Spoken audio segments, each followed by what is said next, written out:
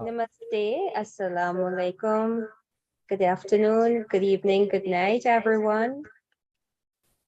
Welcome to our program, ladies and gentlemen.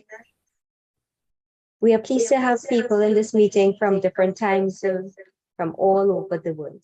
I am Shakira Mohammed of Trinidad and Tobago, a teacher for the past 15 years, and this is our 168th edition of our Zoom public meeting.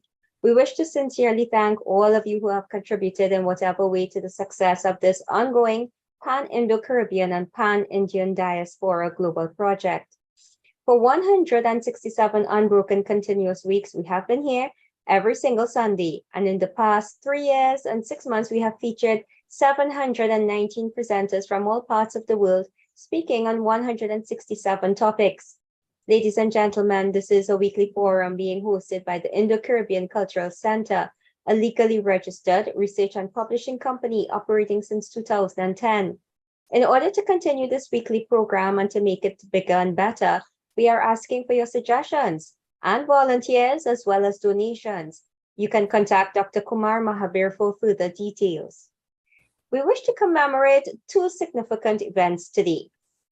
First, we mourn the loss of our Indian elder, Uncle Sonia from Plumitan in Trinidad, who was featured in one of our series on Conversations with Elders.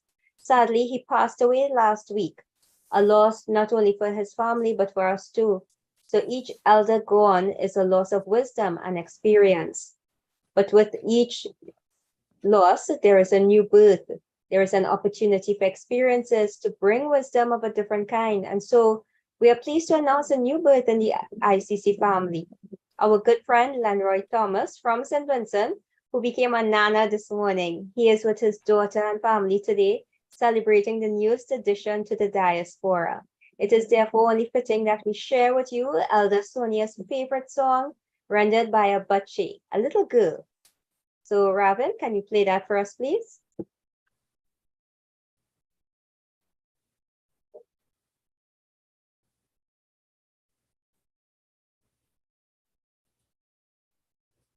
Raven, you'll be able to get the song. नर तुम झूठे जन्म गवाया झूठे का कोई अंत न पाया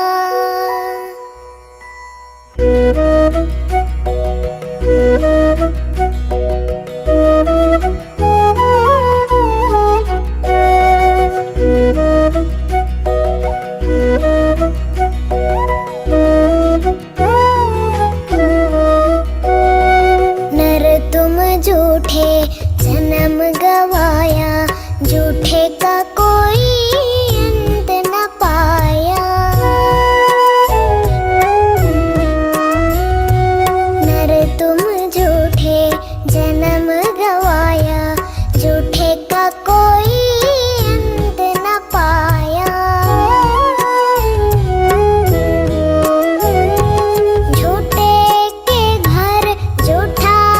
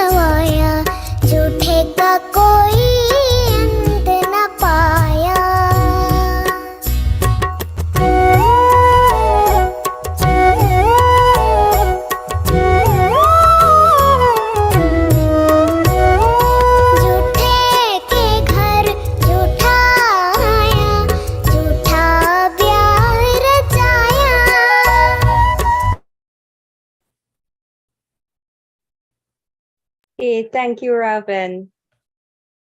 We dedicate those meaningful lyrics to all of you and especially to the immediate families of Sonia and Lenroy Thomas. Since Lenroy's daughter had a baby, he would be a Nana from today.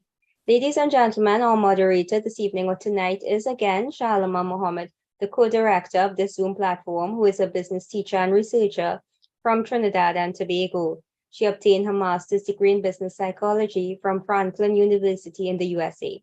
Shalima, welcome.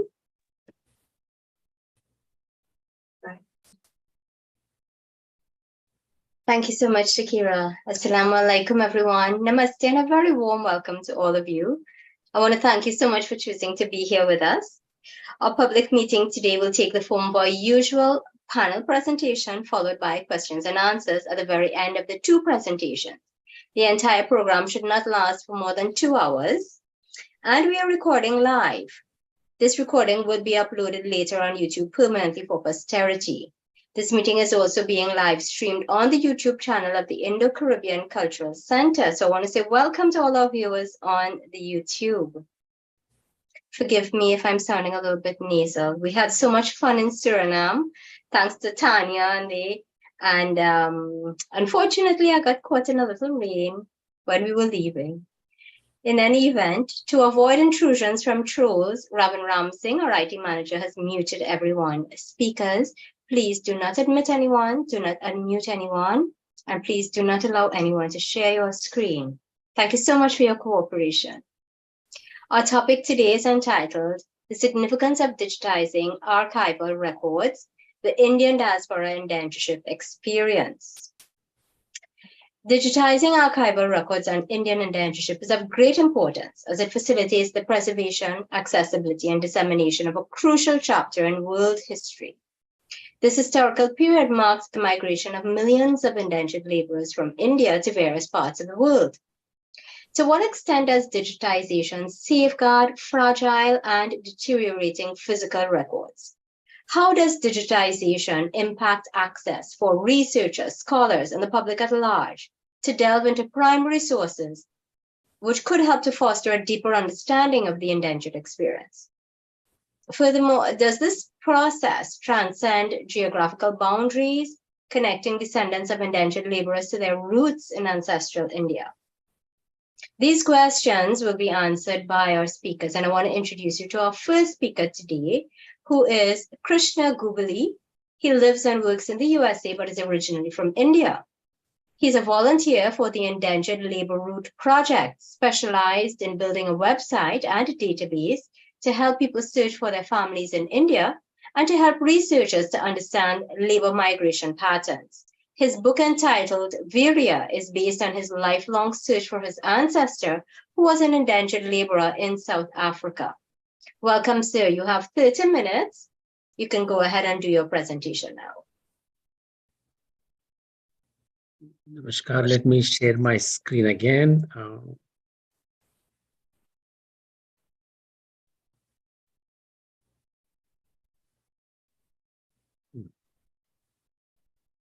Namaskar. I'll start with where the chairperson, Shakira, one of her last sentences in the introduction of passing away of an elder. Now, first, thanks to Dr. Kumar and the organizers for this opportunity. As most of you on this call would realize that if the passing away of the elderly generation means loss of a great source of knowledge and, more importantly, information.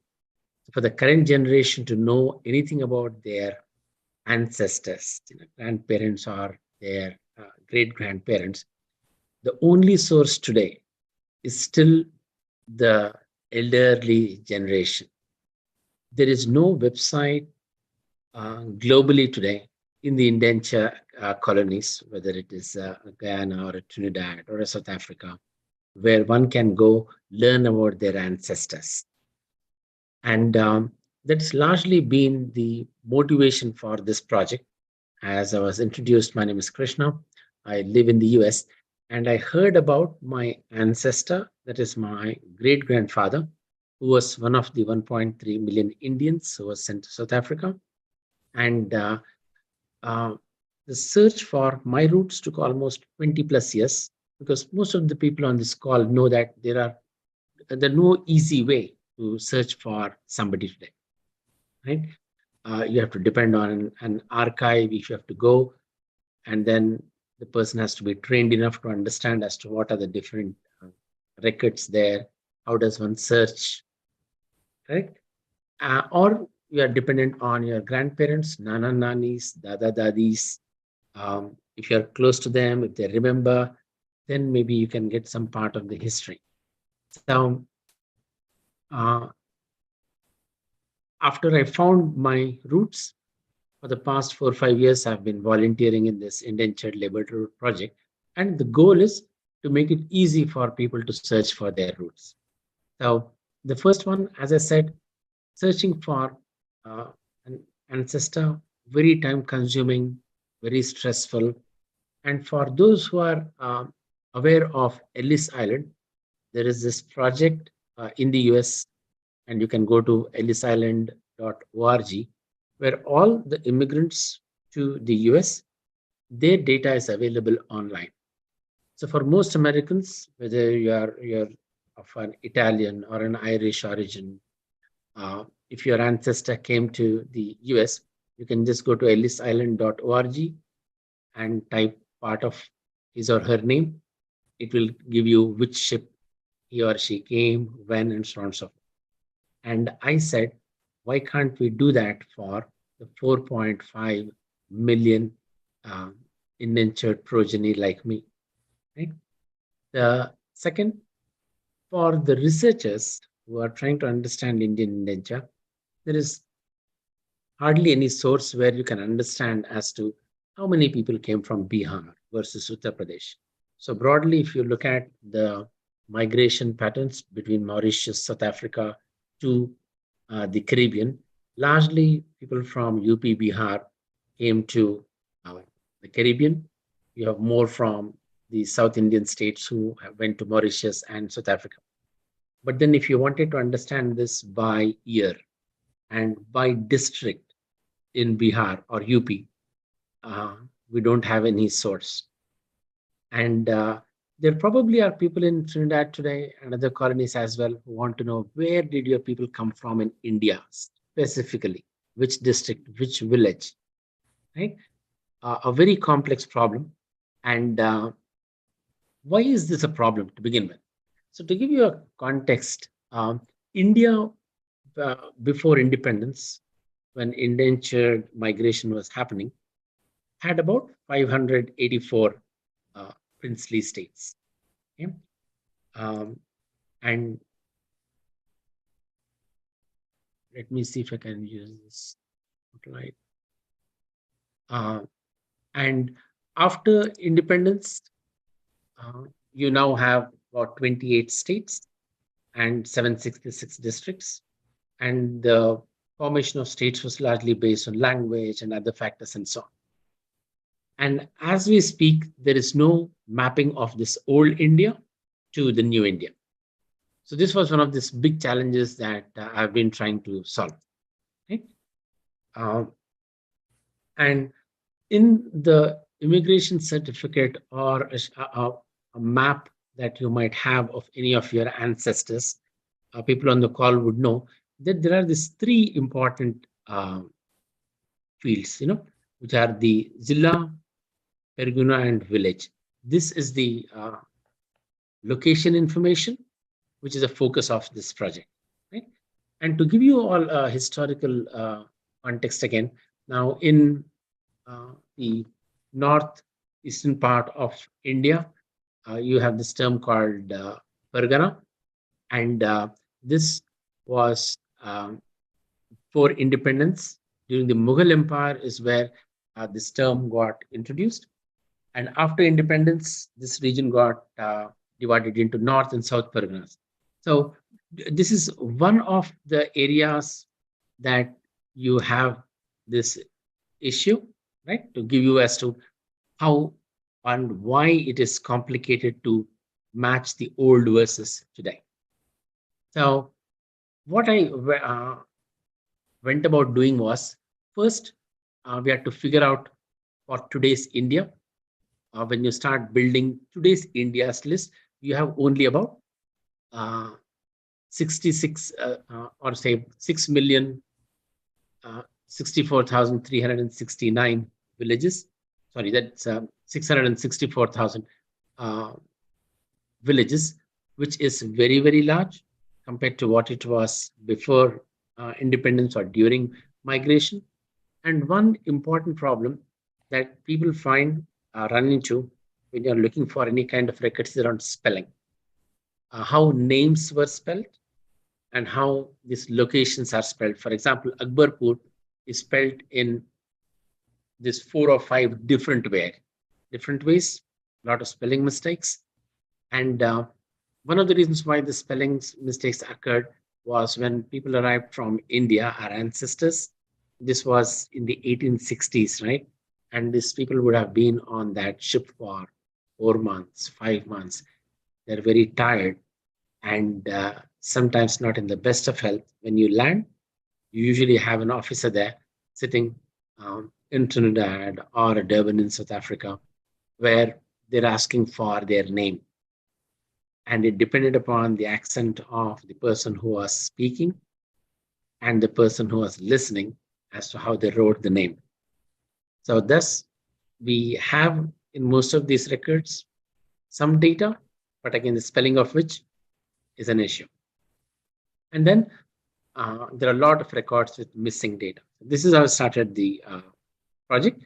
And last but not the least, for people interested in this research, you had some of these Indians who were traveling not just from India, but you could have had somebody who went from, say, Guyana to Trinidad, or from South Africa, they went one stop India and back to Trinidad, right? So how does one find out as to how did this migration happen, where you have the people would have not started from India? So in this project, where I spent most of the last 5+ years, is first trying to build a large Indian master of the data as it exists today, and then to start matching from the old locations to the new locations. I used a lot of what is called as fuzzy matching rules and a lot of master data techniques. My background is in data and artificial intelligence. This is the area where I've been working for the last close to 30 years.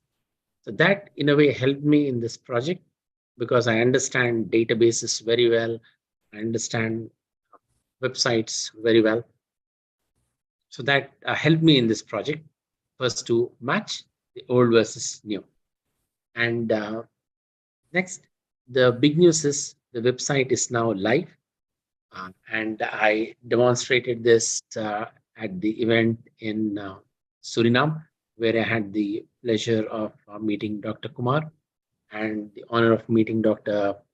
Brinsley Samaru.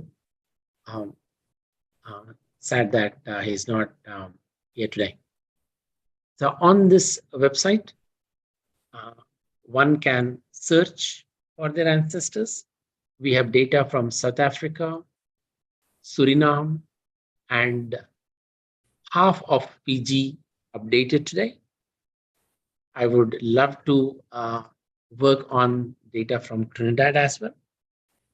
The next section is around statistics, where anybody interested to understand how many people really came from, say, Bihar or Uttar Pradesh, or a district called Muzaffarpur, or a district called Akbarpur, or a Lucknow, or a Kanpur.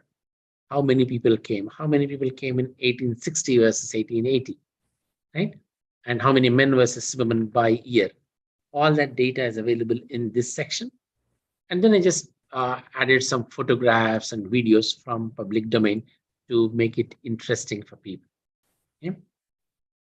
To give you a sense for how we built this site and how we made it easy is anyone who is looking for an ancestor today, if you know even a part of the name, and you could search by gender, or if you know in today's India, which state did they come from, or which district they came from. So any part of this information, even if you have one part of the information, you can search.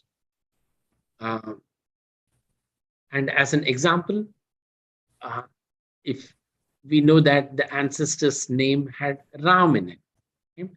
So you just need to type Ram and it would give the names of all the passengers who had Ram in the name. So if you look here, you had passengers could say Gurama or Ramurji or Ramaswamy or Virama. So as I explained earlier, many times when you're looking for an ancestor, you're not really sure of the name, the complete name, or how it was spelled. So it took a lot of time to build this kind of a logic, but now it is working where you just need to provide even part of the name and it would list all these passengers and the data about their age and how was it in the old locations, and more importantly it lists down where in India did they come from today. So as in it, this data, as I said, the South African data is live.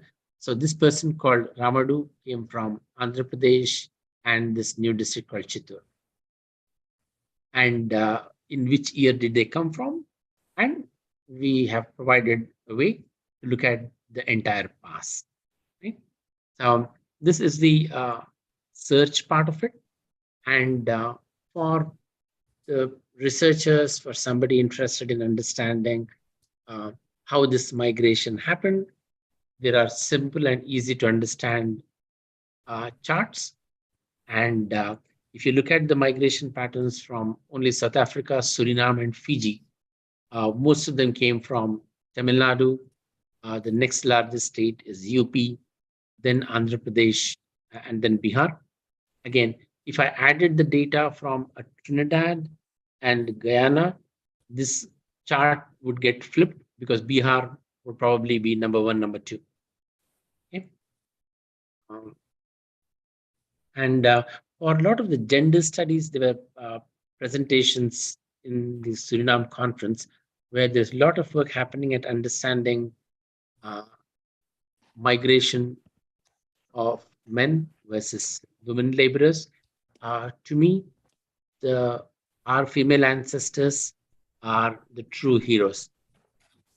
In a lot of forums where I've spoken and at book readings, I tell them these women are the ones that we should be treating as the real heroes, because imagine 1800s, that is about 200 years ago, very less education or an employment opportunity. These women probably were leaving some oppression at home or at best looking for a better livelihood. But they had to face harassment right from the depots where they were recruited and on ships. They come to these strange lands where they don't understand the language. Everything is new, the weather, the food, and they have to work as hard as men on the farms, but you get paid less than half, and you have to build a home. So it's my view that it is these women and it is their will to struggle and survive that we have such a large, vibrant Indian community today. What I've tried to do is in the data that I have, try to clean up that gender column. That way it is easy to understand as to how many men versus women and by what age and so on.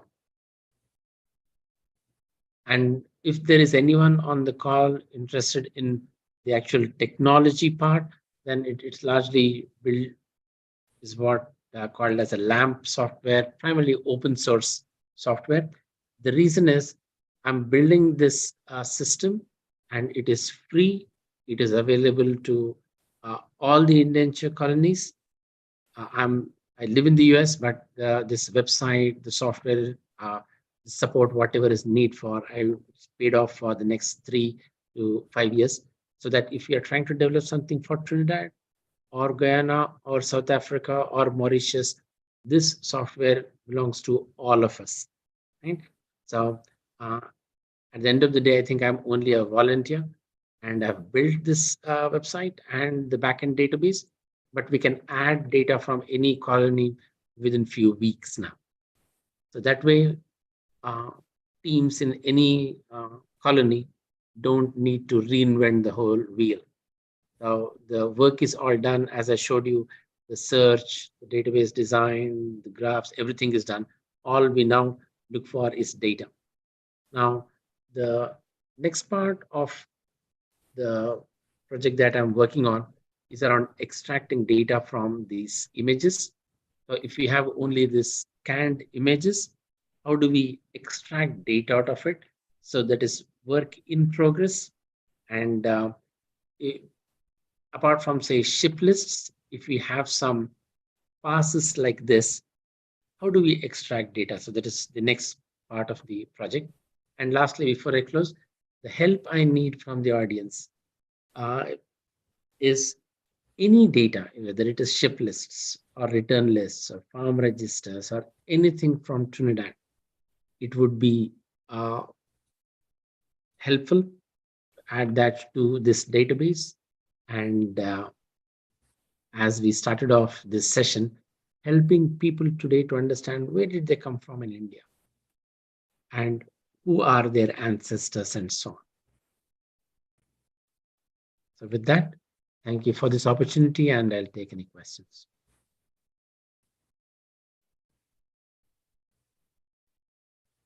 Thank you so much, Mr. Gubili. Your presentation was very insightful and quite informative. It's important and necessary work that you are undertaking, and you're doing so voluntarily. So we really appreciate it. I just want to say that we will take questions after our second speaker, who is Tanya Sitaram. So for those of you in the audience who have questions for Mr. Gubili, please take note of it, and you will have an opportunity to pose those questions to you, and of course, respond to his request for information. So thank you once again, Mr. Gubili. Let me introduce you now to Tanya. She is from Suriname. She's a historian, researcher, lecturer, writer, archivist, storyteller, and journalist. A lot to say about this very tiny female who is doing wonderful, wonderful work. She's the author of a book on Indian female indentured laborers and co-author with Sandhu Hira of 10 volumes of that extremely important book, The Calcutta Letters. We were fortunate to have met her last week during our very enlightening and fun-filled nonprofit tour of Suriname. She was the featured speaker on day 1 of our tour when we visited the Lala Rook Museum, which is headed by the indomitable Mr. Fareed Katwari. So I can't thank her enough for facilitating us. The presentation was absolutely wonderful. Tanya, I want to welcome you. Please go ahead. You have 30 minutes.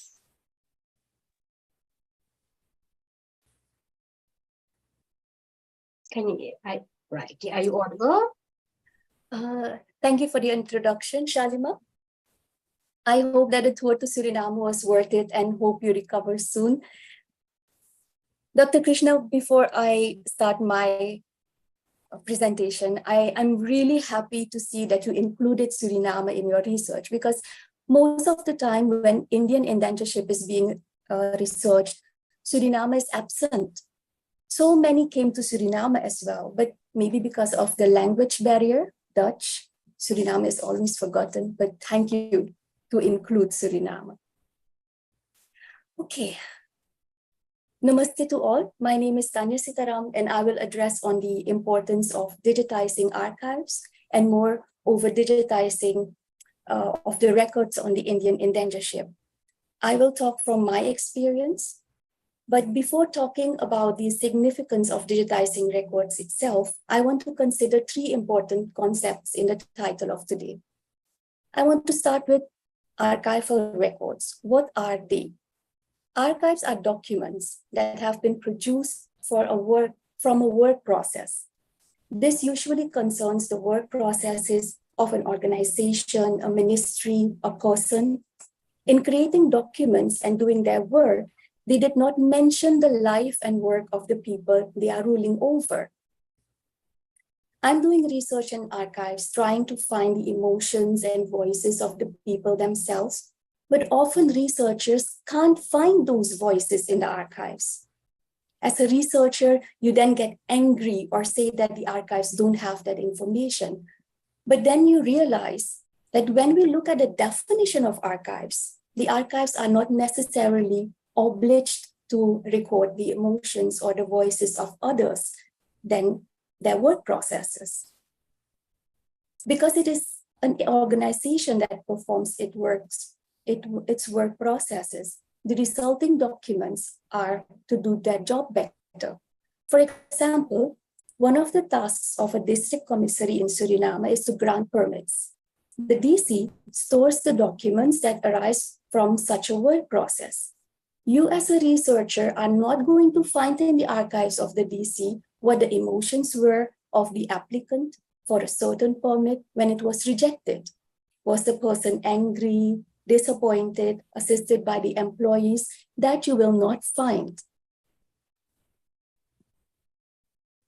What are the functions of archives? Why are they important? Okay, I have the slide. There are 6 main reasons overall. 1, they serve as legal evidence. 2, information for business operations to do their daily tasks. Information for policy foundation, legal requirements, which are in the Archives X. General knowledge, cultural historical value. So for us to do research. Indian indentureship in Suriname started in June 1873 as a result of the abolition of slavery in July 1863. That was very little in comparison to other colonies. Labor was needed and the planters were looking for cheap labor who would take over the work of the enslaved. They had tried with workers from many different countries, such as the Dutch farmers, Chinese immigrants, people from Madeira and Portuguese immigrants, etc. But those experiments were unsuccessful. Surinamese planters then looked at the neighbor country, Guyana, which brought people from British India to work on the plantations, and that was a huge success. Negotiations were held between the Netherlands and England, and in 1870, a Coolie Treaty was signed, which, among other things, authorized that the Netherlands may also recruit Hindustani workers. The first ship, the Lalaruk, arrived in Suriname on June 4, 1873, with 399 people. The indentured period in Suriname lasted until 1916. Till then, about 34,304 Hindustani immigrants were brought from India to Suriname on 64 vessels. Lots of male workers and very few females. And also starting from 1890, there were also Japanese immigrants who worked on the plantations in Suriname. There are several archives covering the work of Hindustani immigrants.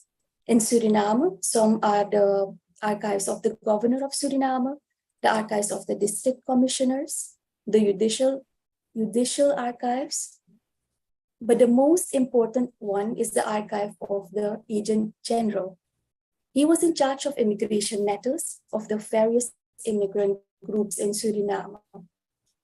In addition, also the archives of the British consul who was stationed in Suriname on behalf of England, and in India, the archives of the protector of immigrants and the immigration agent. The archive of the Agent General consists of correspondence, journals, ship information, documents relating to the immigrants, wage registers, complaints, arrivals of ships and health status reports, immigration passes, remisses, letters, petitions, agricultural documents, awarding of bonuses, Hindustani immigration registers, with information of the origin in India, inspection trips, housing, etc.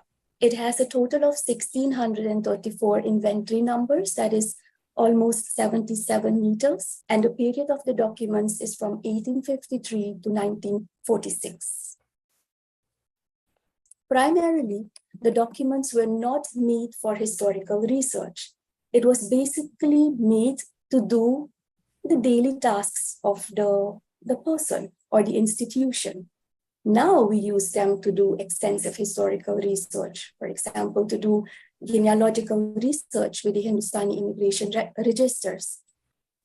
Yet the voices, emotions can be extracted from these colonial archives if we apply certain methods.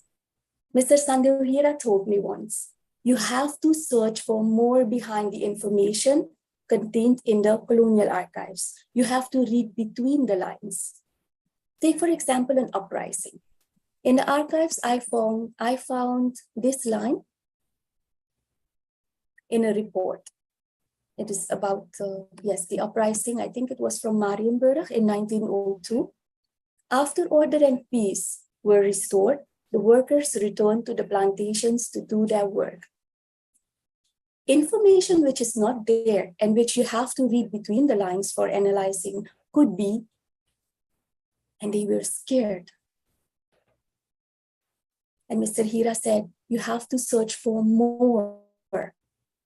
And by doing this, by using certain methods, you can find these emotions and other stories which are actually not in the archives, but you have to derive it from what has been written.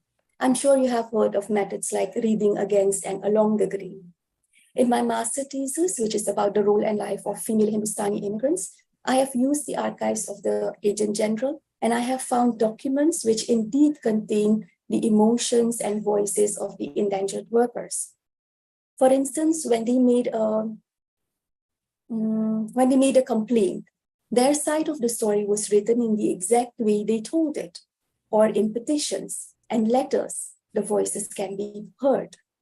But then again, these are voices and emotions from a little group among the Hindustanis. Sometimes researchers say that these are the voices of the assertives. Let me go to digitization. Digitization is the sustainable transfer of information. It refers to converting analog data into a digital form. That information in archives is mostly on paper. Paper documents are still priceless records of the past, even in a digital world. However, paper archives are vulnerable to flooding, humidity, insects, fires, and other threats.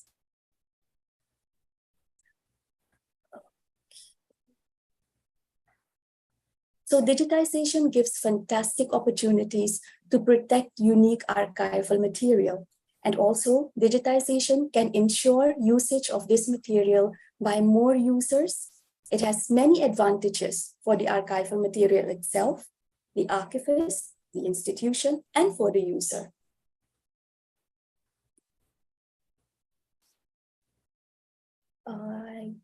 I have here two pictures. These are two scanners with which we digitize archives in the National Archive in Suriname. Very big ones, big scanners.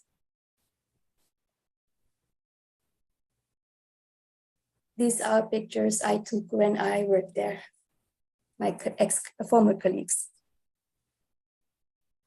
Okay, I have listed some advantages and some disadvantages of digitization. Some advantages are preserve records and information by digitizing, sharing history and knowledge worldwide, durable storage of the original paper archives, ability to do extensive research with more archives available, can do different kinds of research at different levels. Several people could work at the same time with the same image or document instead of waiting for another person to be ready with a certain archive, and then you can work. You don't have to be dependent on somebody who is using the original one. By digitizing, the archives becomes more available and accessible internationally. New information that was not previously shared may come to light. Documents from different countries can be linked for further history and comparative studies. Source material which existed in separate archives and places could be bundled together on digital platforms. People can transcribe the documents for others who can't understand or read the old curly handwritings in archives. Digitization makes researching easier. Otherwise, you were location bound. You had to spend a lot of money on airline tickets, hotels, and travel expenses. When digitizing the archives, the information is much closer.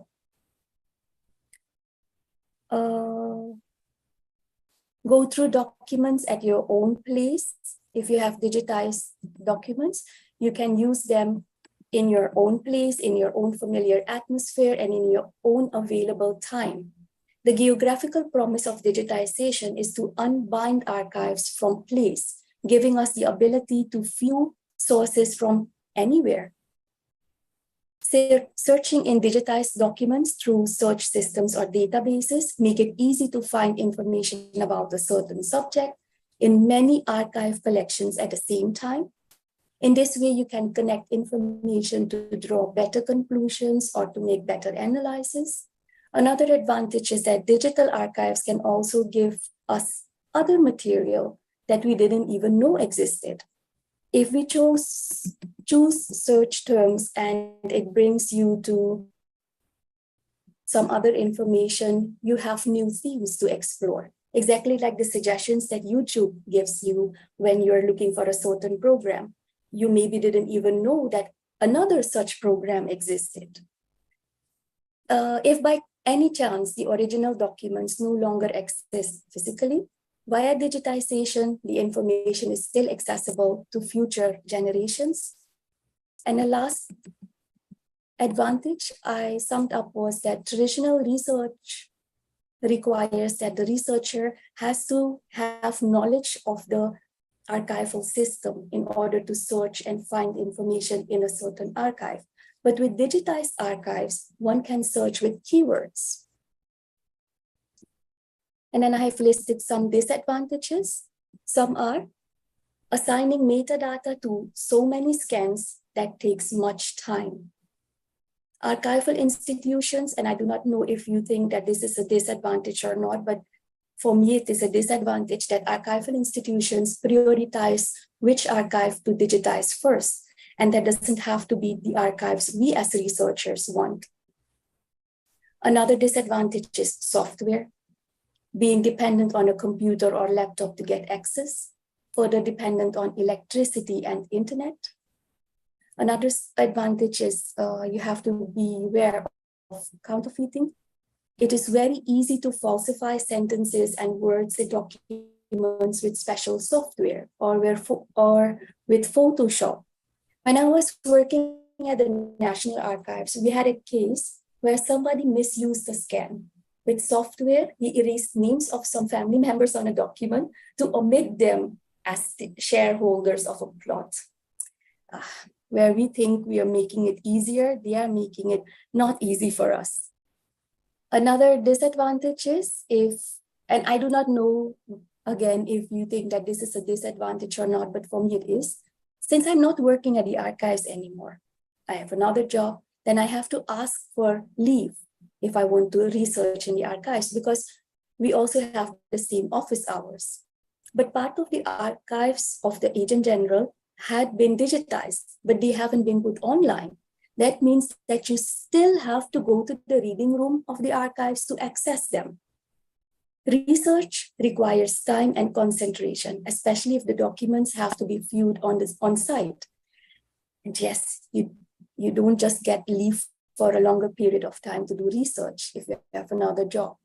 But I'm glad they are at least digitized. It's already a first step. And the last disadvantage I listed is that some documents are being ordered in another manner after being digitized. However, it is important to keep in mind the context of the documents. Otherwise, the fonts, the original order, will be disrupted and information could not be understood in another context.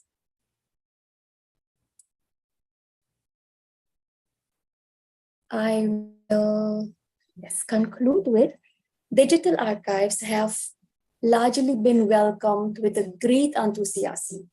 and we fully recognize their convenience and their capacity to broaden our research. But digitization is more than a technical convenience. Sometimes something that simply speeds up existing ways of working. It offers the opportunity to unlock collections, widen access, and increase usage, advocates source transparency. Archives and other organizations have made a start with digitizing projects. Thank you, but they still are few and mostly digitized because of a grant from a certain interest and grant funding availabilities, and not approach to the needs of the archives and their research clients. It is very important that archives on Hindustani immigration are being digitized. In this way, several and more information may become available and accessible to researchers and for the generations after us. These documents contain information about the work and living conditions of our ancestors. Paper is patient, but it eventually decays. And before all evidence disappears, they must at least be digitized. It is important to remember and safely preserve this history. Our ancestors from India not only brought their expertise and skills, but also a treasure of cultural traditions and art forms, religious practices, festivities, and societal values. These have to be passed on to and carry forward by the next generations. They have to know the history of our ancestors, what they endured, how they lived. And many archives are in a very bad state, so they have to be digitized before the condition of these documents get worse and history will get lost. Shalima, that was all I wanted to share, but I want to show you some pictures. These are images of digitized archives from the Agent General's collection of archive. When it is digitized, it is so, we would say it's so beautiful to look at. So you can zoom in, you can have more information. But if this doesn't happen, then this will happen. And this is what currently is the situation at some ministries, at some institutions in Suriname. And this is not good.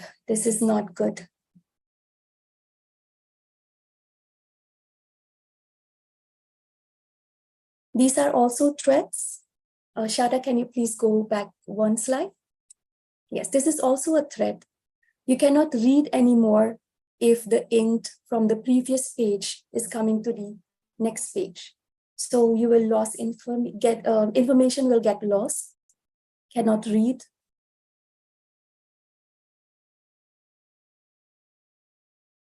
Yes, you can go on, Shada. These are also threats when information or paper is not stored, preserved in a good manner. Then you see that they break off and you will lose so many information, cannot read what is there anymore. This is another example. And this is one of my former colleagues who was trying to puzzle with this archive, which is really in a really bad state. He was trying, but he couldn't make much out of it. And yes, if we are not going to digitize, then this will happen for sure with our archives. Thank you so much. Thank you so much, Tanya. I myself, having spent some time in our archives in Trinidad, there are some digitized records, and of course, there are some who remain in fragmented states. And it is so very important to pull those things together, because every tiny fragment that is lost means you can misconstrue who is male from female, who is from Patna or another area. A tiny letter being lost can make so much of a difference in that record and helping to find someone's ancestors. So, hats off to you all who did the archiving and who are working in digitizing as well. We really appreciate your efforts, because without you all, we will be lost. going forward. So thank you very, very much. Ladies and gentlemen, let me open the floor to you all now. If you have questions or if you have a comment that you would like to pose to either Krishna or Tanya, please feel free to indicate. Just raise your electronic hand. You can find it by clicking on the reactions button at the base of your screen, and you will be able to go ahead and to speak directly to them.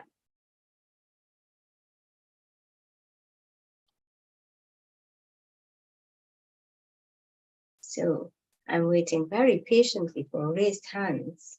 Okay, so Dr. Shardanand, welcome. Dr. Shardanand from Suriname. I'm trying to unmute you. From Suriname, who's now in the Netherlands. Well, I think you're still in the Netherlands right now. I don't know which country you're at this point in time. Robin, can you please unmute Dr. Shardanand? It is unmuted now. Very good. Go ahead.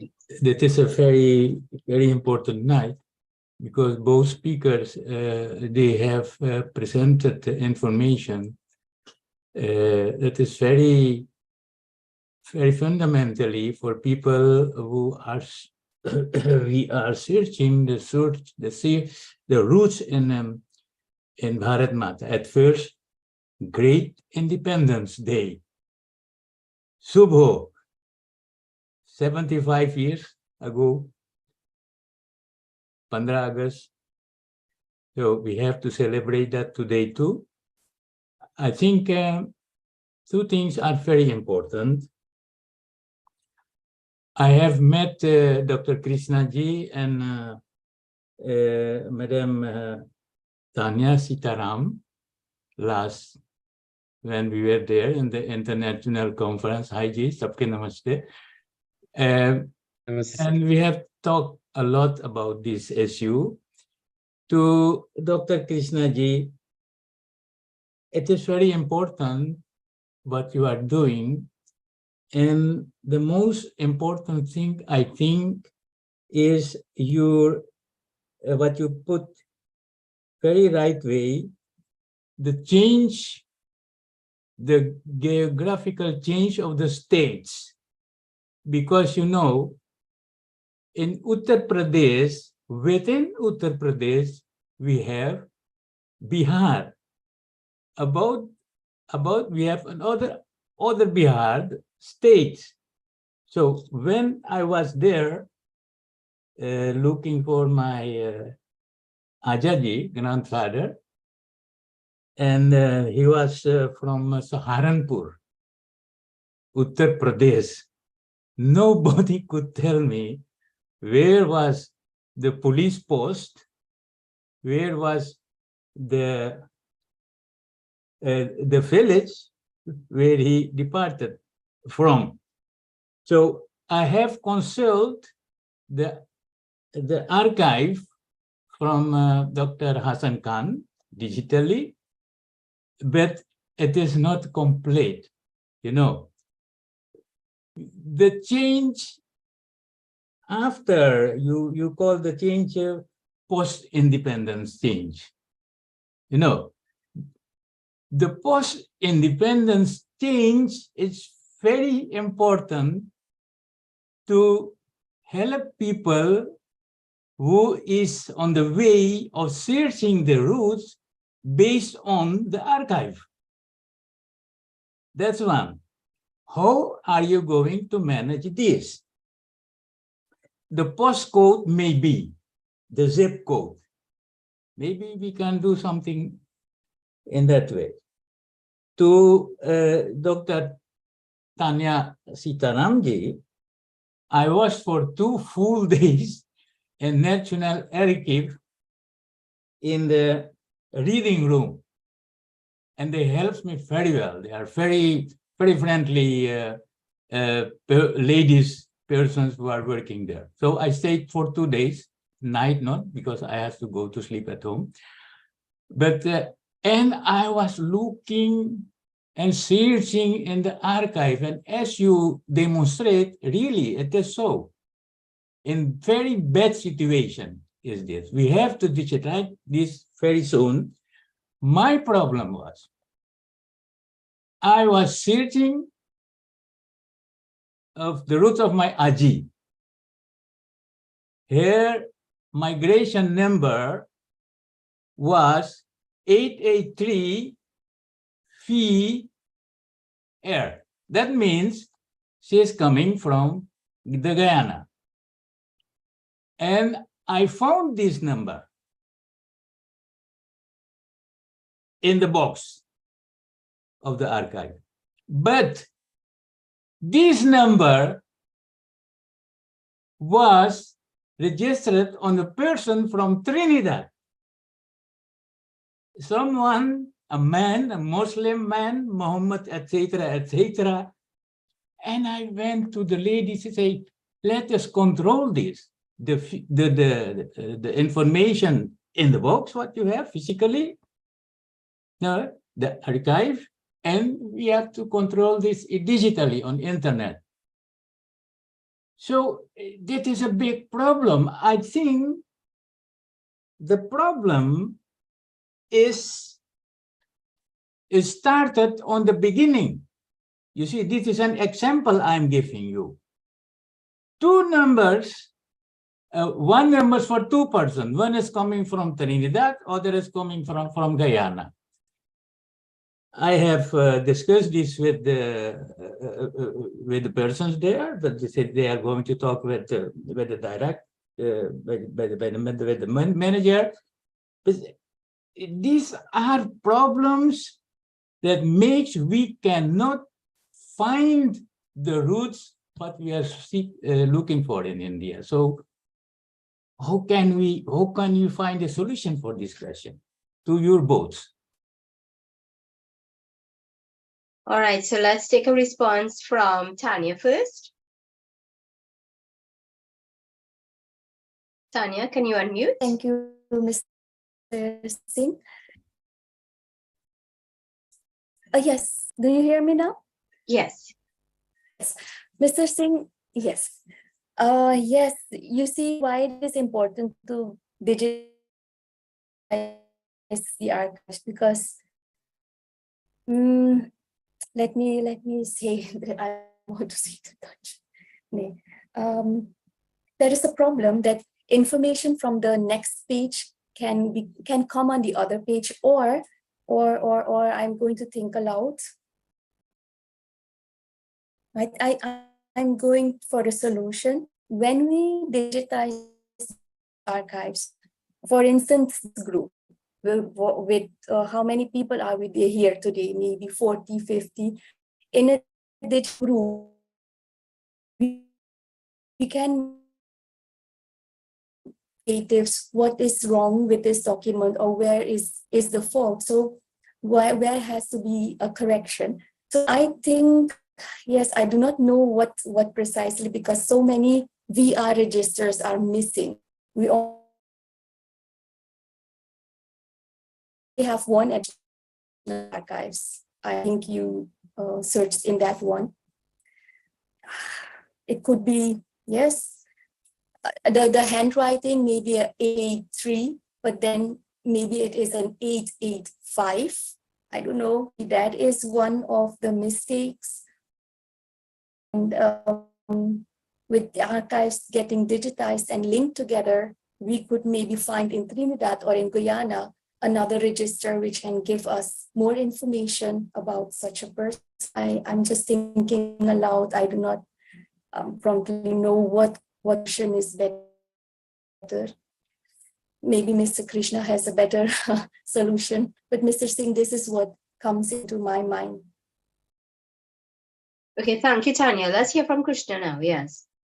So, Shadharanji, namaskar. I do remember meeting you. Yes. So, this is say, could be a common problem where imagine you have got two documents. Okay, so one, a ship list on which, say, your ancestor came to Suriname, and second one can be, say, a farm register, okay, which has a register of all the coolies then.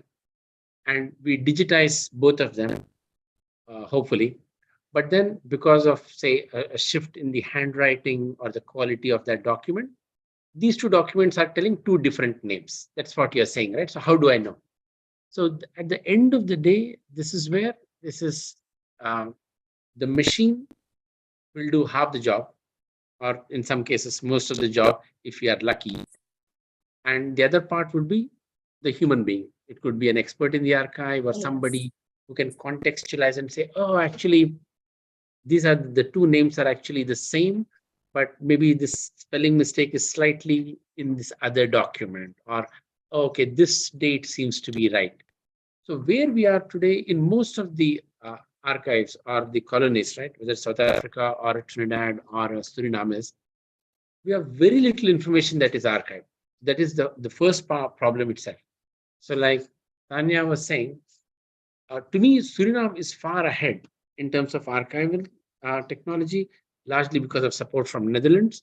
But if you look at Guyana, right, I was in the Guyana archives for 2 days. I've been to archives in South Africa and a bit in Fiji as well. So, and Nalini is there on the call. She knows about the state of affairs in Fiji. So at most places, we have these old registers, and the sad part, the urgent part is they're decaying. So every passing year, even if you get the best scanning software, the quality keeps dropping because they're getting older and older and older, right? And to store these registers, you need very, very good, how should I put this, infrastructure in terms of lighting, temperature. So I've been writing to all the archives that please treat this as urgent. You have to figure out how to scan this quickly. And my part of the work is all around, once you scan, how do I get this into a database, that database design, putting into website. That part is largely done. I mean, we have been on this job for more than 5 years. We have a fairly good handle on databases, website. So to me, that part fairly well done, because now we have anybody from South Africa can search this website, from Suriname. So one part of the data is ready. If people get me any data from Trinidad, would love to add on to the more data we add, the easier it gets on the database side. Whereas on the scanning side, as you rightly said, will it come back with a perfect answer? As of now, no. Because you're still looking at one old document which is scanned, but if you're looking at 3 old documents which are scanned, it might not come back with the perfect answer. Can we do it using AI and machine learning? Maybe. But I wish I have that kind of data to work on the problem. Well, this is a very curious sample. Yeah, comparing curious. it. I think, and there are more of these samples. But one question to you once again: did the zip codes also change by changing the districts? What about that? So what I'm doing is, I'm now in the next phase of this project, I'm trying to have crowdsourcing. So for example, Amit Mishraji, he's a senior researcher. He was in Suriname as well. So people like that in UP, every 6 months or every 1 year, they will just update one list on the database. No, go for the government. Please excuse me. The zip code. Correct. The zip codes remains or change. That's after the. Yeah. So what happens is, in India, you'll have in the when you have new states or districts, you have 2 districts which get combined, or districts which break. So usually an official announcement which happens, which states, these are the new villages, these are the new zip codes. So what I'm trying to do is create a simple interface where volunteers from India can just update only that part, and then the rest of the system gets updated automatically. So we are working on that. So in the future, any changes happening in India, this whole database will get updated automatically. So give us time, maybe the next year or 2 years. The next time we meet, this will be done. We'll meet in India, and we have to go to the government of India to ask them what they can do for us beyond this problem. But there are 70 millions relatives of the Girmitias living in Uttar Pradesh and Bihar. So what about them? Are they looking for the people who migrated, my Aja, etc.? Or are we only the Girmitias we are searching our roots in India? Do you know about this? People are looking the other way, right? I'm a good example. I'm from India and living here, but I was looking for my roots, right? So there are a lot of people out there looking, but for them, there is no easy way. They only go to websites, they call people. And that was one of the motivations for building this website, that people anywhere in the world, whether the descendant of a Girmitia or somebody in India who knows that their ancestors went to Trinidad or Guyana, for people to help everywhere. So to connect the whole family is the goal. Okay. Thank you so much, Krishna. Thank you, Dr. Shardan. That was a very important question. I think one of the things that we've often found is that people in India are not aware that their relatives and so on would have left at some point in time and would have been part of the indentureship story. So it really would be very interesting to find out how many of them are searching for relatives in the diaspora. But I want to bring on Banmati right now, because Banmati recently spent some time at the archives in Guyana. And I see our good friend Evan Pasada has his hand up. But Evan, just hold a minute. Let me just ask Banmati to please comment on her recent experience in Guyana. Banmati, can you unmute? Yes. Can you hear me? Yes, go ahead, please. Good afternoon, all. I spent like 40 hours at the library, and at archives, and I was hoping, I found a lot of information, but the materials are very fragile. The documents, some of them, actually they don't even have enough staff, and that was a complaint. And the complaint too is that many people have petitioned the Minister of Culture, and they haven't done anything about the continuing of the digitalization of the archives, the documents, especially those from our indentured ancestors. I've also found that I could have gone to the registry, the Guyana registry, to find some information, because there are some material there that I don't know how many people know. Evan knows, he can speak to that. For instance, my grandmother, my nanny's parents, we were told, died by drowning in the Demerara River. And we didn't know her, we didn't know much about her. She was adopted, like an orphan. Somebody helped raise her in a certain part of the country. Anyway, I didn't even know when she was born, and my mother hardly spoke about her. So I had to try and find her name on the, go to the registry, I found out that she had two names. Two of her children had one name and two had another name, right? And I didn't know about the other two. So I had to look up both names, and they had information from I eventually found out she was born in 1913, because one of my auntie's birth certificate, when they looked, I spent 3.5 hours at the registry one day and other days, and I sat behind this girl, when she was looking through eventually. I said, oh, look, check for Sogdiah. And there it was. We found 1913. And my nanny couldn't even sign her name. She had a mark X, right? And there was a number. So when I asked her if we could find that 1913 thing, she went, and it was damaged. She said, we can't read anything. So I went to the archives to see if they had any register, birth registers, which they do have several. But that one was not available. It either was not there or destroyed. So sometimes, but I have not given up, you have to do research like an archaeologist. You have to peel away layers, keep on talking to old people, people in the community. And my Nana too, I was able to find some more information because, I persisted. So I would say, yes, the documents really need to be digitalized. I don't know what else to do to say to the minister, because other people said they will donate money to help buy the scanners. People have, and they said they have approached the government and nobody has answered them. So it's for me, I'm trying to preserve my people, my ancestors as much as possible, but I feel for others when I see how it's decaying and becoming fragile. And the people at the archives, they don't even have the power to petition the minister, say, you go complain about what you see, complain about, not enough staff. So that's our issue as well.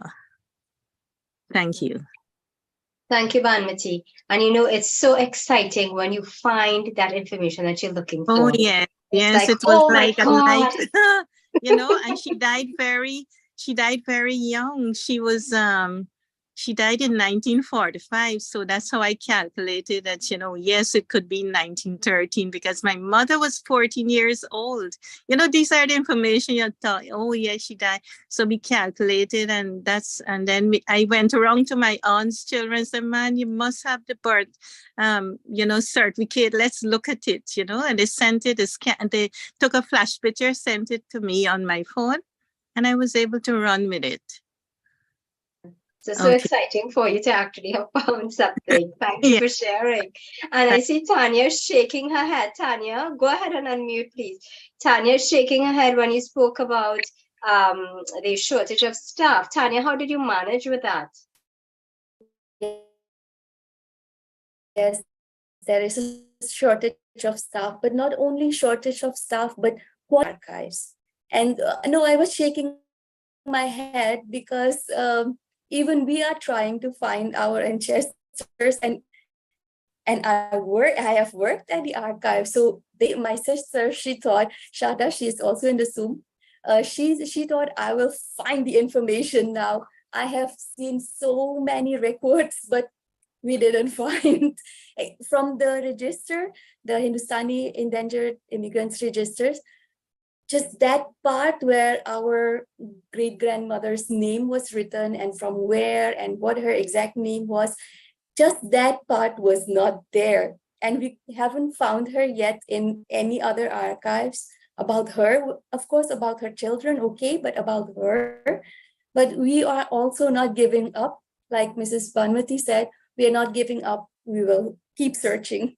That was common. Is there anything at Q? Does Q have any version of the Agent's General information or the Protector of the Immigrants information? What is Q? Q at London. Oh, I don't know. I know that they have reports, but I do not know if they have information of the immigrants themselves.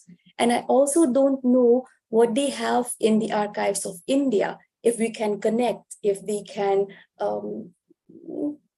if they can fill in the information we don't have here, because Tanya, sorry to speak. so I did difficult to get in India, very little information. So I tried Madras. So largely, as everybody knows, the ships left from Calcutta and Madras, two places, right? So I went to Madras, zero information. So the only information we have is the archives in the respective countries where first Banmati, so it is wonderful that, you are keeping on trying. Sadly, that is the only way that, so much hard work has to be done. And that was one of my motivations to do this work, to make at least some part of it easier. The only way is to get whatever data you have in the archives digitized. I think everybody has to keep pushing, raise awareness, write to the governor, whosoever, keep escalating in all kinds of government leadership, saying, you got to make this a priority. That is the only way, because if you don't digitize whatever we have in a Guyana, in a Trinidad, in a Suriname, that part of the history is gone. There is no way, whatever we can do, we cannot rebuild that. So the first urgent action is to digitize that registers. They're getting old. Yes. There is no place to store them efficiently. True. Very true. Yeah, thank you. I want to bring on Evan Passad now to share his experience as well from Guyana. And then I want to ask Dr. Arnold Thomas to tell us what's happening in St. Vincent. So, Evan, go ahead, please. Can you unmute? Yes, salam, namaste, good afternoon to everyone. This is a very important foray here this afternoon with regard to preservation of records. And as Dr. Krishna said, he came here into the backwoods and saw the ancient ledgers, which are like about 20 pounds in weight, 30 pounds, they're very heavy, which are the ship's registers. Fortunately, in Guyana, we have the ship's registers going back to 1845. The first two ships, we don't have they were not recorded here with me in the Hesperus, but luckily the full information could be found in the British parliamentary papers for everyone who came on those two ships and their villages and their caste and their ages. Well, some of the ages are fake and some of the ages are true, you know. So people who are like 50 years old in one of the lists there suddenly become 21, you know, that type of thing. Right? Here, after Mauritius, British Guyana had the second largest amount of indentured laborers, the Girmitias. A small amount of what we call casuals came, interpreters, topazes who probably left ships and decided to stay here. And businessmen came and pundits and etc. In small amounts. There's a special register for those people. It's called the casual register. So here we don't have complete information, but the ship's registers,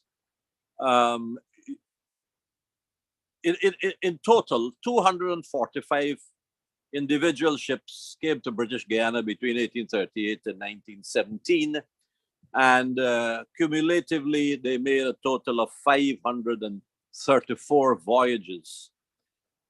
Now, the certificates, or what we call the ship's logs that were entrusted to the captain of the ship are then turned over to the British Guyana Immigration Department, listing the names of all who either embarked at Calcutta or Madras, Chennai. We have 365 of those documents of 534. Where the other 169 are, I wouldn't have a clue. But they should have existed. Now,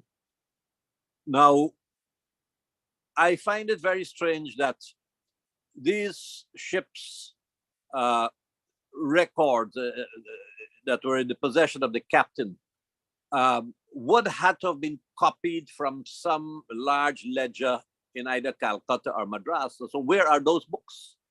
Where are those hundreds and hundreds, maybe thousands of documents? I mean, they can't have just disappeared like that. So far, no one seems to have been able to find any of them in India, of the Caribbean researchers or from any other part of the diaspora. It's a big mystery. I don't know if we have to dig up Sherlock Holmes to come and to find these documents. So here we have the ship's registers. They would have in numerical order the names of the people exiting or disembarking from each ship, given an ID number, and you'll have partial information. It will give the caste the name of the father, But it would not tell you where that person came from. So you would have to know where that person came from. You need the data from the certificates or the ship's logs. And I said we only have 365 of those out of 534. So basically,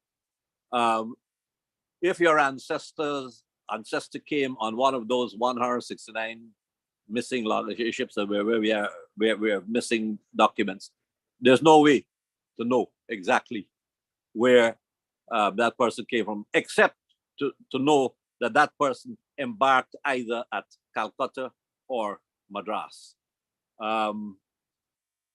So that is one of the problems of Guyana. Again, we are not digitized. A digitalization program began in 2014 using a private contractor from Canada, Mr. Singh. But in 2015, there was a change of government, and that program came to an end. And anyhow, it was not done properly.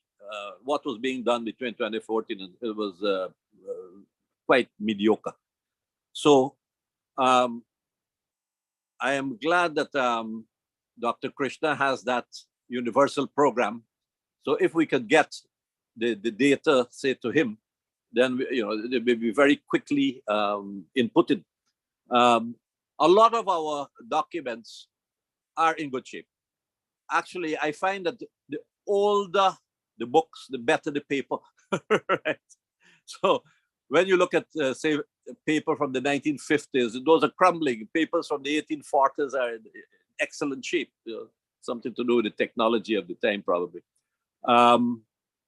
So I know that Guyana has a very large and influential diaspora. And I see Mr. Ashok Ramsaran is a member of this forum here. And,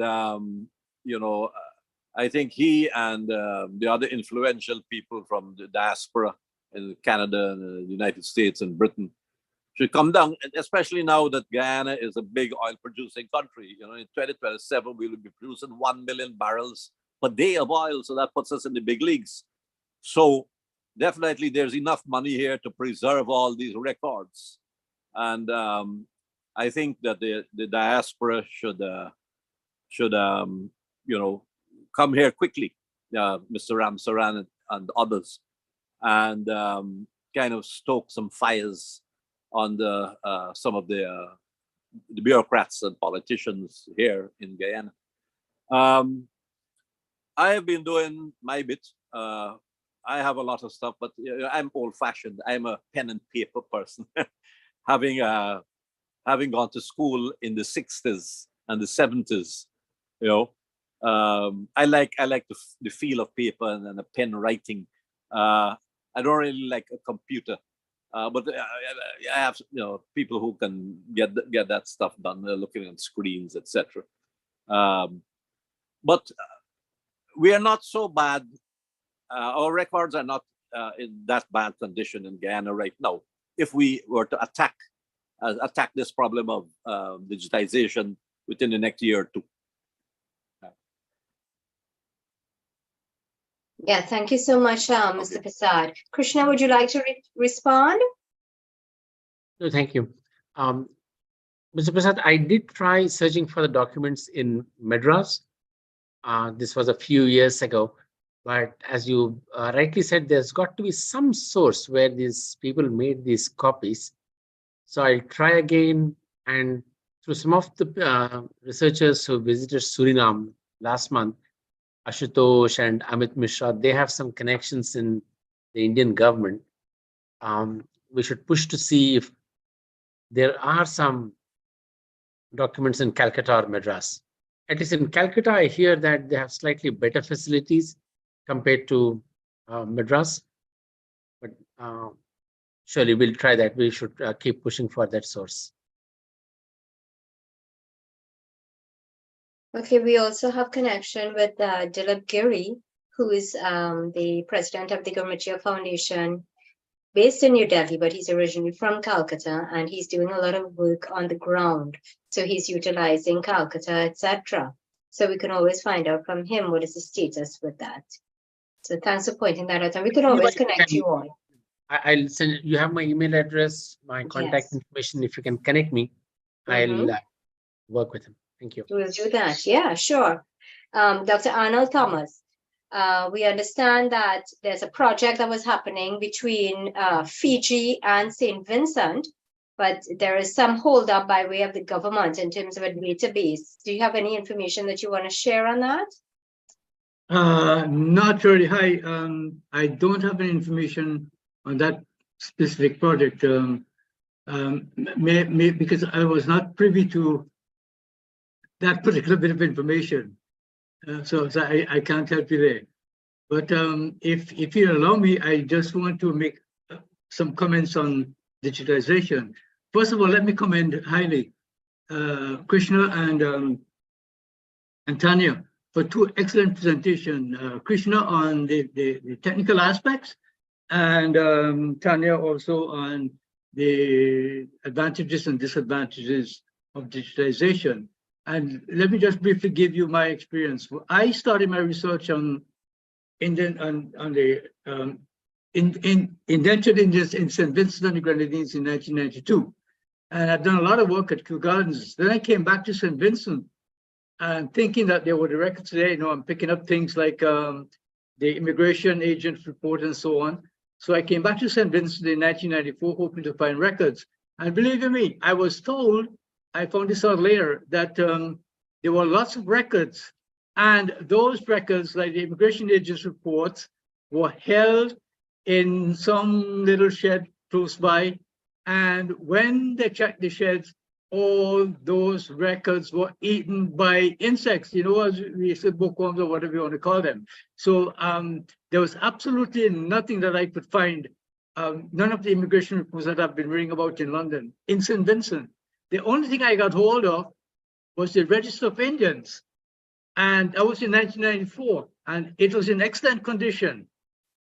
That register, well, there were 8 ships that hit St. Vincent, and with the exception of 2 ships, all the other records showed the villages from which the Indians came. Unfortunately, the village from which my people came, grandparents, were not recorded. So something has to be done about that. Now, which brings me to another point. We have been discussing lately subjects like reparation. And you know, we had a discussion on this program already as to whether indentureship should be included in the reparations discussion. And my view is, the more I look at this subject, the more I am convinced that reparations, that indentureship should be part of the whole reparations discussion. And having said that, I don't know if you heard that recently, the owners or the descendants of the owners of those sugar estates in Guyana apparently are coming down to Guyana to apologize for slavery and all that. Now, so when you put it all together, that tells you that, look, here's an occasion, and linking back to digitization, here's an occasion for them to do something. And I would like to propose that somewhere along the line, there's a project that comes up that where all the records at Kew Gardens or the Public Record Office should be digitized. That's one. And secondly, in the individual territories, like in my country, St. Vincent and the Grenadines, we need to have, like for instance, the only thing we have left now is the Register of Indians. That should be digitized. And the third thing is that all those records pertaining to particular colonies, particular countries, should be sent back to these countries that had indentureship. And we must push that. So, you know, bearing in mind what was said, the technical people and those about the advantages and disadvantages, we now have an opportunity to jump on the reparations. Hello. Get on the ship and say, look, we want to include a digitization project on when we're discussing reparations. So that's my take on this one for the moment. Thank you. Yeah, thank you very much. Sorry about that, sound just now. It seems that we had a troll. Thank you very much, Dr. Thomas. I want to ask Mr. Shamsuddin, who is with us and who has probably spent more time than anybody else in Trinidad and Tobago in the archives searching genealogical records. So I want to get his take on his experience in Trinidad and what his thoughts are on digitizing the records. Uncle Sham, please unmute.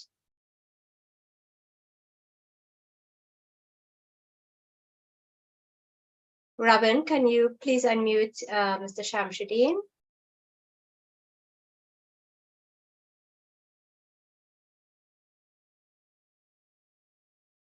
Okay, Yes, we're hearing you now. you don't want to see me though. Okay, come on. Let me see. Okay, well, I'll just say a few things. Of course, I want to suggest that digitization is the way to go. A few little points I want to make. There are missing documents in India. There are. If you check Lucknow, there are some in there. I was able to get some of those there. Very, very limited, but if it's limited, it means that there are more.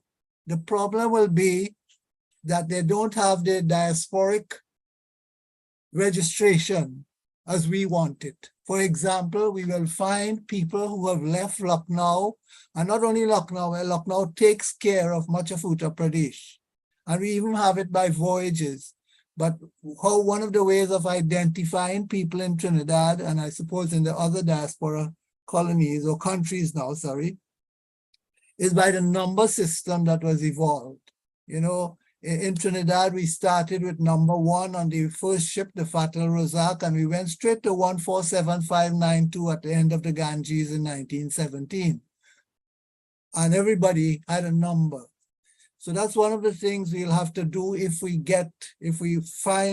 push in India to get more of those documents. I would say I maybe got about 1% of the people who left that place, not even 1%, a very small amount. But the fact that documents are there and the configuration of the listing and so on is different, but people like Dr. Kubili will be able to put all those things together, I'm sure, you know, because the way it's done, the way he's doing it and so on. But some of the things that we must stress in the diaspora, and I think it's very important in doing this research, as you say, I've been doing it for a while now, and I've been doing it at the real grassroots level to try to solve these ancestral arrivals from India, is that we have to build within the family the oral tradition, the oral arrival scenario. Otherwise, like in the Trinidad archives, I'm coming across 300 Ramlals coming. You know, 300 Ramlals and Ganeshas even more. And so many people came with one name only. Nasiban, who is our common ancestress, Shalima. She also would find that you will also find for her so many other people coming with the same name. So and now the memories are fading faster. So we need to get to our elders, and this has to go hand in hand with the digitization process. Otherwise, if we lose those oral memories, those oral stories, that kind of scenario, you know, that we've tried to put together, if we lose that, well, then we may not be finding the correct person we want to find in the documentation. We will find a fair amount, but we will find the data for some, but then I have seen two good examples. I've seen 2 people come on a ship with the same name, same father's name, 2 men about the same age and the same caste. So if you don't know more about your ancestors, you can't separate. I can't separate those 2. I didn't get to do their work, but it just came across as I was going through the documents. I saw those 2 names and I looked more deeply at it, and I can't. So unless the families themselves could come and give us some kind of distinguishing feature about them. So digitization is extremely important. I am not pulling down the importance of those at all. It's too important. But if we let the memories of our elders go by, that is the basis of our work as far as the introductory phase of the research. And if we don't have that, we have a big gap there, a big vacuum to get through. Thank you.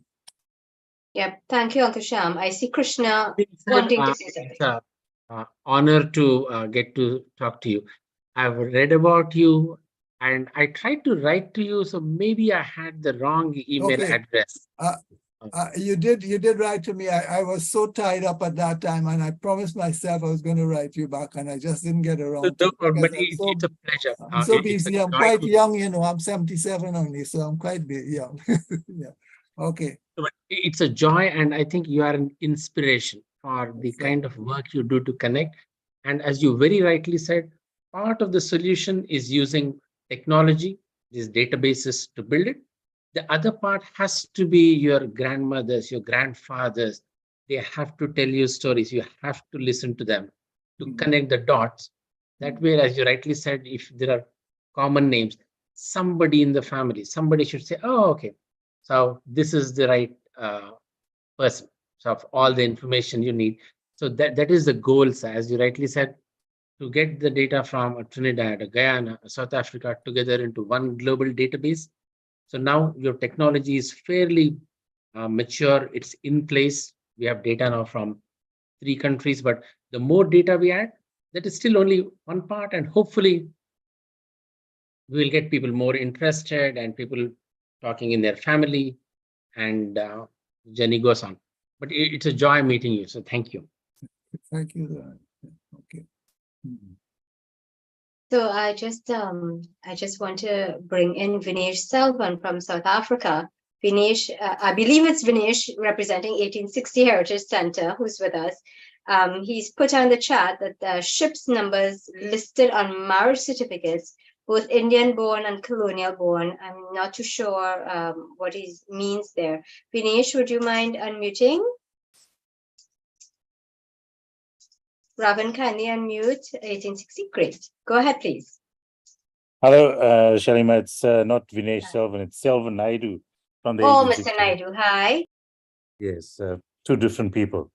I'll start my video a little later on because it's 11 o'clock in South Africa, so my makeup's not good. But having said that, you know, for us, we have the immigration certificates, one of which has a photo, which is very unique, and that's found at the Natal archives, which Krishna has been to.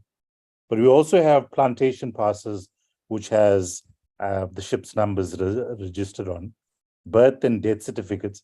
And to me, recently, the marriage registers, I posted a picture of my very own grandparents, great-grandparents, and that has colonial born and Indian born, and those are related to the ship's list.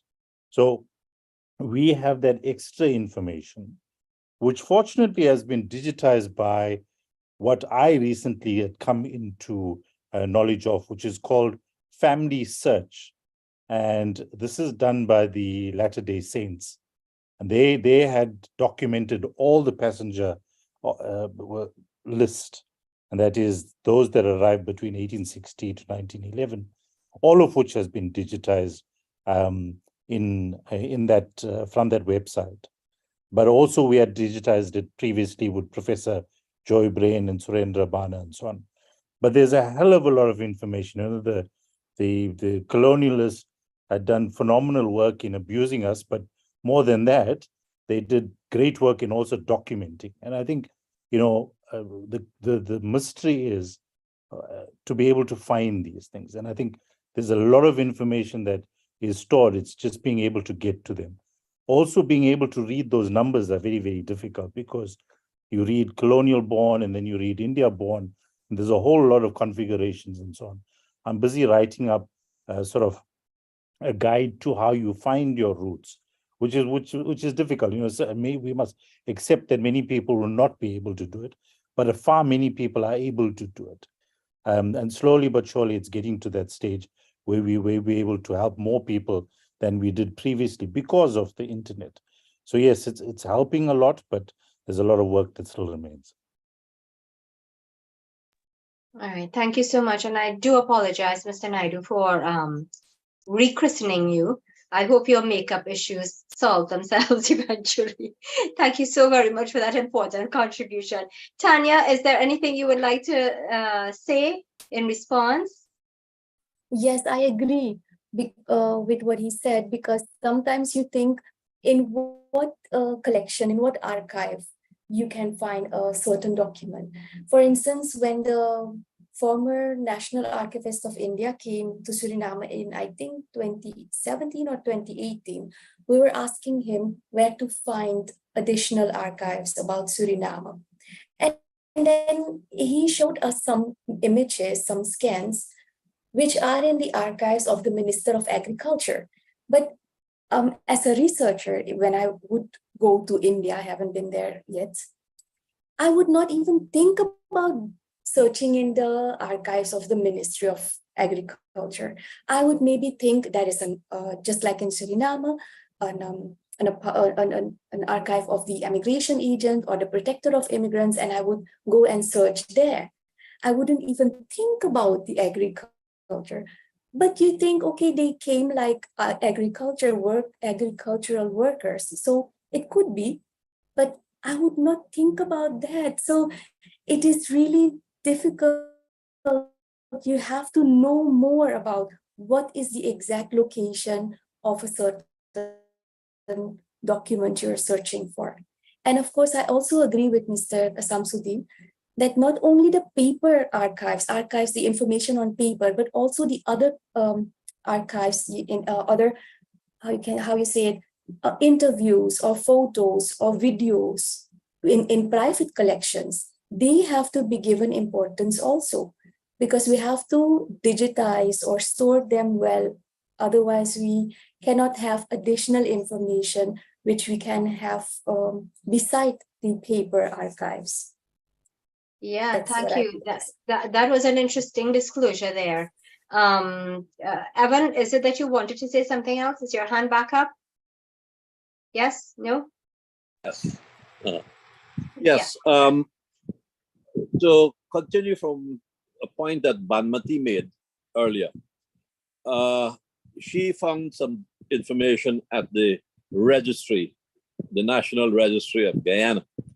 Now, when I returned to Guyana from Canada in 1996, all of my genealogical research was done at the registry as opposed to the National Archives, because at that time, all of the ship registers were housed at the registry.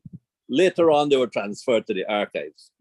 So at the registry also, you have a lot of information regarding births and deaths. Now, the Ordinance number 10 of 1868 authorized the government, the colonial government of British Guyana, to record births and deaths. So from 1869, you have birth registers and death registers and marriage registers, etc.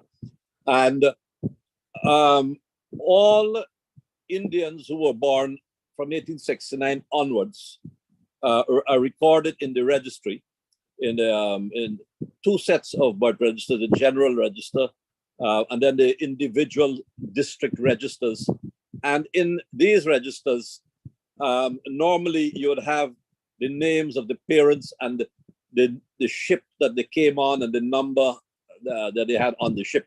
So there's some additional information there. Even if some other documents are missing, you can still go to the registry if you are able to go back in time and trace your ancestors, and you can pick up ship data from the registry.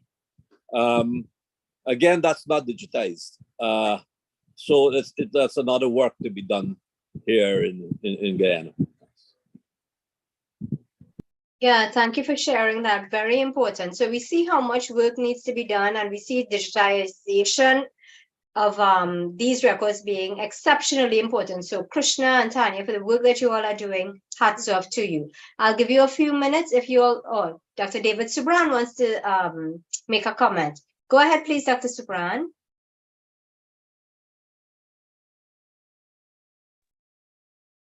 Yes. Ask to unmute again. I think so. About 25 years ago, I went to the National Archives in Trinidad, taking the names of my ancestors, the ship by which they came, and the year. And I received the caste, the village from whence they came, which I could assure you that I can see using Google Earth, the next of kin in India, and the estate to which they were assigned to. Now, I think this is a very good start. And it would be amazing to me, after all these years and advances and so on, that a researcher or anyone cannot stay at home and access this information online. And there's a challenge here for some conglomerate, some wealthy group to sponsor the immediate digitization of these records. Thank you very much.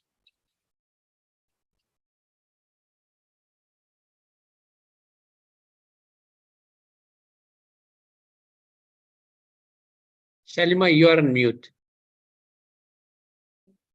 Thank you. That's a very important comment there. I was so stunned because I'm thinking in my head, well, which investor, who exactly do we have in the diaspora who would want to undertake that kind of a task?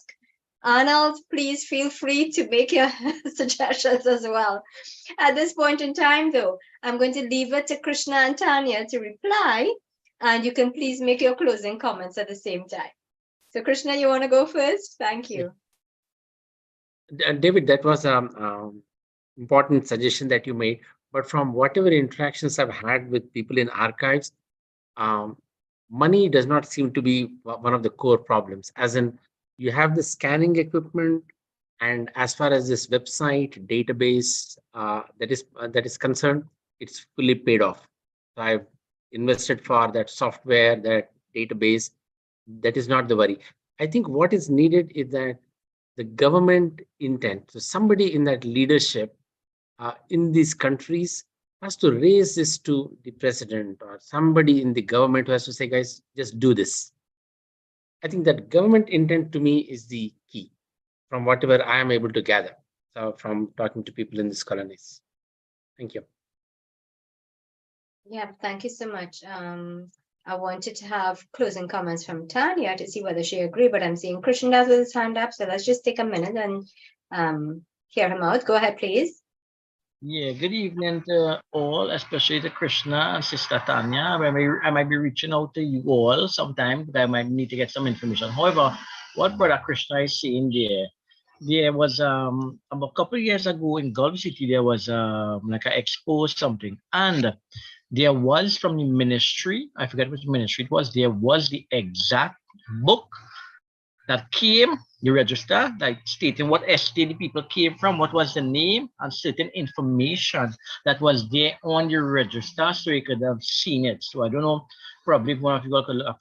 I forget which one the ministry it was exactly from, but it had all details. It was a very thick book, and it had details showing us the estate, where they came from, where they went, if they bring children or whatever. So that's something we could also look at in addition to the digital diaspora.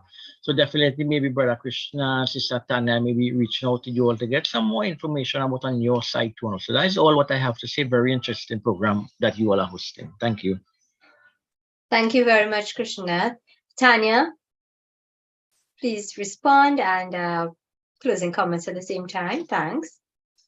If I have understood well, you wanted to know whether we have the registers with all the columns in which names, place of origin, next to kin, everything is written. Was that the question? No, I I think say the book that we had in Trinidad had that information, but I maybe want to reach out to you to find out something else about in Suriname. So that's no problem. But we had the book in Trinidad was the expo and was displayed on the expo, that information for us. Okay, okay. Yeah.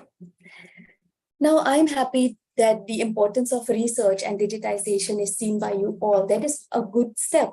And the next step is, of course, that the archives and all the other institutions, and just like Dr. Krishna said, somebody in that government has to say, you have to do it or do it, and not that with any time that we have to cut expenses that they have first to go to the archives. No, I'm happy that we as researchers can maybe push forward, interest some of these high position people to see the importance of archives, research, and of course, digitization. We have to make that step. Nobody else is going to make it. Otherwise it would have already been made. So yes, archives, they have to treat on this very urgently. Otherwise, all the archives, all the information for upcoming generations will get lost. And that would be it would be not a good thing. It's a pity. Yeah, it would be heartbreaking, Tanya. Thank you so much. Yes. Yeah.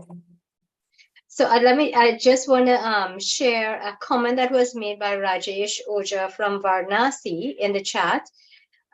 He says, it gives me immense pleasure that the people of Indian origin love their ancestral soil to such an extent and try to connect with the roots. And of course, the Indian government should help them in its true spirit. But practically, it's not like that. If I give you the example of Mauritius Prime Minister, Mr. Navin Chandra Ramgoolam, there were so many villages in Bihar, and each of them had claimed that his ancestors were from their village. And there was also a moment when the chief minister of Bihar got confused and asked the people of another village to meet him. And these cunning people also gave him a handful of soil of their village and Ganga Jal. However, the truth unearthed ultimately, and the actual village was Harigaon. And such types of events usually occur whenever any powerful, resourceful, and rich person visits India in the search of his ancestral village. In this case, a number of families and villages stands to claim to be their own, but for a simple people, the picture is totally different and nobody is there to accept them. So that's a caution, I think. That is part of the problem. To me, Yes. will you have relatives here or there trying to make money? That's part of it. But like Tanya said, we should focus on the big picture for everybody again. So it's only people like us who are bothered about it. For most people, this is not even an issue, right? So we somehow to figure out this old archives, old registers, how do we get them digitized? I think if we keep that as a goal, other things will fall in place later. So like this minor problems of, if a rich person is visiting India, that can be solved later. But I think the urgent ask is everybody has to just focus on one thing. Get government attention, saying, guys, help.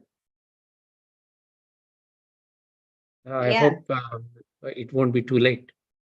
Yeah. Like Arnold said, right? So it is so sad that you go to St. Vincent and then you realize that your ancestor records are eaten by termites. So it is lost forever. And to Dr. Kumar and all of you, Silima, thank you. Thank you for this opportunity. No, thank you. Thank you so much. Thank you so much, Krishna and Tanya, and all of you all for being here. Your time, your expertise, everything that you've shared with us really means so much to us. You enrich our lives. I really appreciate it. And at this point in time, I want to turn you over to the chair, Shakira, to bring today's program to a close. I hope all of you all enjoyed it. Thank you, Shalom, for being a wonderful moderator as always. And thank you all for taking the time to attend and participate. As we've said earlier, this public meeting is being hosted by the Indo-Caribbean Cultural Center, And you can feel free to contact the ICC to publish your books and your reports. And remember that we are asking you to kindly give us your suggestions as well as donations, and you can contact Dr. Mahabir for details. Thank you to our advisory and planning team led by Dr. Kumar Mahabir, and to our IT manager behind the scenes, Ravin Ramsingh, who has been recording the program and will upload it to our website and to YouTube permanently for posterity.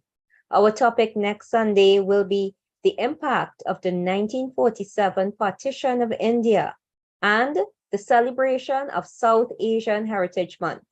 Please visit our YouTube channels to see all our past recordings. I am Shakira Mohammed from Trinidad and Tobago saying goodbye. May God bless you all. Dhanyavad.